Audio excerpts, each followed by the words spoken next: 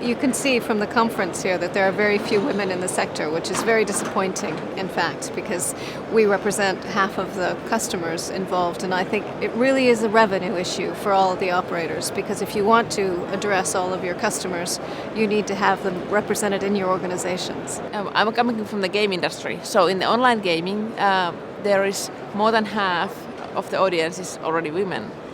I mean, if you look at gaming overall, it's still the majority is men, but online it's women. And of course, your own perceptions, they will affect the kind of products you do. It's a creative industry, and we would really benefit from having all that creative power also in the developing of the products.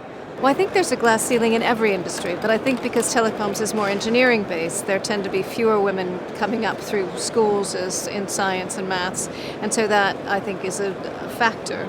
However, there are lots of smart women around, and I think businesses need to find them. One thing that should be done in the governmental level or in the education is that we should teach programming to everyone, because that would kind of leverage the field. It's more like a math nowadays, that you should know, everyone should know the basics of how computers and software works. That does kind of, it demystifies the field, you know. It's not something that is only for, you know, certain elite. And I also think that having had our gender stalled for such a long time, quotas are also an important factor. They've been very successful in Norway, and I think they should be introduced more widely. When you're creating games that are fun, it's easiest to use yourself as an example of what is fun and what kind of things you enjoy.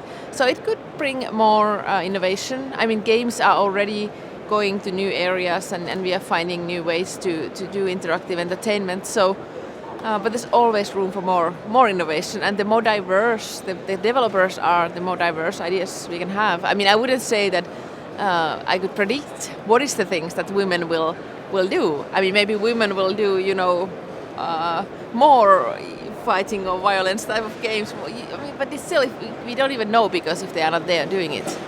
There are a lot of smart, clever women in the industry, and they would like to be part of this program, and they should be working harder to make themselves known, and government and businesses should be looking harder to find them.